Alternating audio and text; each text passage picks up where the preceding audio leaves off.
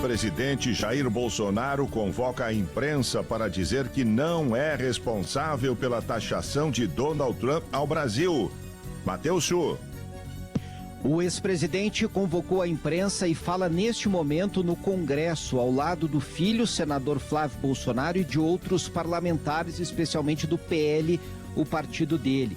Bolsonaro chamou a imprensa para se defender da denúncia da Procuradoria-Geral da República, que teve alegações finais apresentadas nesta semana, e para dizer que não tem responsabilidade sobre o que Donald Trump decide ao taxar o Brasil em 50%. Bolsonaro tentou, inclusive, justificar a decisão de Trump, dizendo que ele jogou pesado com a China e vai jogar também pesado com o Brasil. Disse que é uma paridade, porque países que taxam muito estão sendo agora confrontados por ele, Donald Trump. O ex-presidente afirmou ainda que não tem esta liberdade toda que as pessoas acham que ele tem com o presidente dos Estados Unidos, mas ao que tudo indica, vai ficar pior para o Brasil, porque novas sanções vêm aí, segundo o Bolsonaro. O ex-presidente colocou na conta do presidente Lula a culpa pela taxação em razão de discursos de aproximação com países do BRICS, como a China, falou até mesmo em uma influência da aproximação do Brasil com a Venezuela, que justificaria esta decisão, e disse ainda que ele, Bolsonaro, acha que teria mais condições de negociar com Trump do que Lula tem, embora esta responsabilidade seja do presidente da República. Sobre as tentativas de contato do governador de São Paulo, Tarcísio de Freitas, que geraram críticas do filho de Bolsonaro, Eduardo, nas redes sociais, o ex-presidente diz que é louvável a iniciativa de Tarcísio de tentar negociar, mas que não é um Estado que vai negociar com os Estados Unidos, e sim o Brasil. O governo federal é quem tem esta atribuição. Além do mais, Macedo, nesta longa entrevista, Bolsonaro repetiu muitos dos seus argumentos, dizendo que não teve qualquer envolvimento em um planejamento de golpe de Estado. Alega que não teve planejamento, é a mesma argumentação que está usando agora sobre o golpe lá, sobre a taxação do Donald Trump.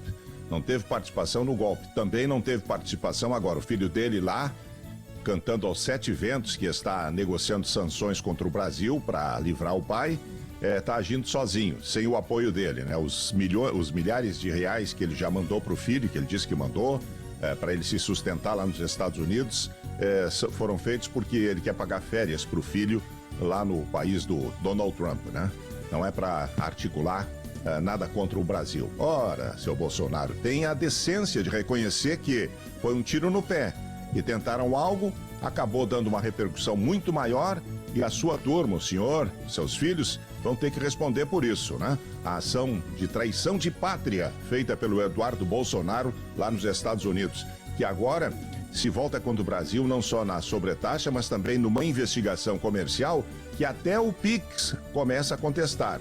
É o PIX que o senhor e a senhora usam aí diariamente, que já faz parte da sua vida. Pois é, os americanos estão até o PIX contestando, dizendo que o PIX é uma concorrência desleal contra outros sistemas de pagamento. Querem defender as empresas multinacionais de cartões com sede nos Estados Unidos e as grandes empresas de tecnologia que, para fazer esse tipo de transferência, para fazer esse tipo de pagamento da gente antes, cobravam, né? Ou pelo menos obrigavam a gente a estar vinculado a bancos, a instituições financeiras, para que se pudesse fazer isso, né? Com cobrança de taxas, geralmente. O PIX é grátis. Pois é, o PIX está sendo contestado pelos Estados Unidos. E o Bolsonaro, Oxu, não tem nada a ver com a história. De novo, é alguém que não sabe o que aconteceu, que foi pego de surpresa, vamos dizer assim, por esta situação bem adversa.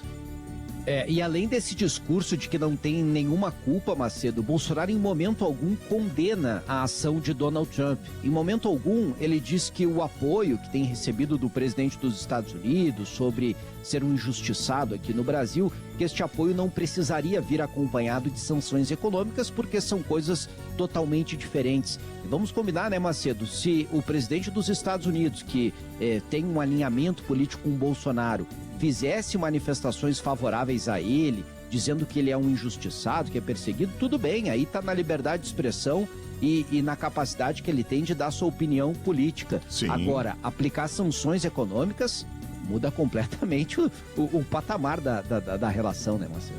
Sem dúvida. E depois, né, Chu, tem uma outra questão que envolve o Donald Trump aí e os Estados Unidos.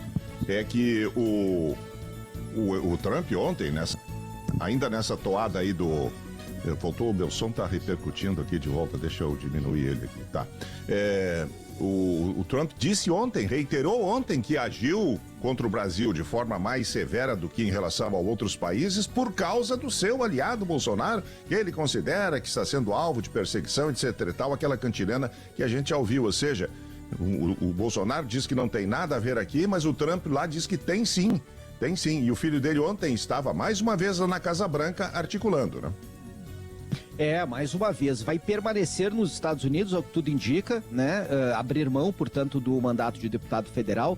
Bolsonaro disse há pouco que ele não volta para o Brasil porque se vier será preso no aeroporto, sendo que não há nenhum mandado de prisão contra ele. Mas agora merece. Se vier para o Brasil depois do que fez e está fazendo nos Estados Unidos, tem que sair do avião preso direto para a prisão. Pois é, quando ele foi para lá, né, Macedo, foi o chamado autoexílio, porque não tinha sequer qualquer indicativo de que ele seria preso.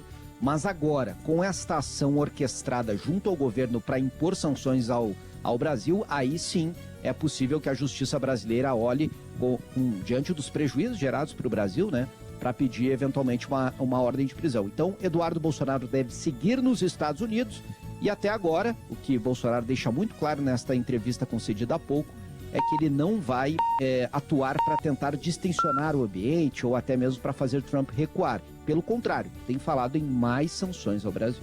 Sim, fala exatamente isso, né? Não tenho nada a ver, mas está por dentro de tudo que pode acontecer em relação ao Brasil. Poderia ter a decência de pelo menos reconhecer que fizeram e erraram, né? Ou que fizeram e na visão deles está certo. Aliás, em relação ao golpe é a mesma coisa, né? Todas as provas, todas as evidências, reuniões, depoimentos indicando que ficaram na margem, que só não deram o golpe porque faltou o apoio, principalmente do Exército, né? E aí agora nega, agora quer tirar o corpo fora. E na questão dos Estados Unidos também.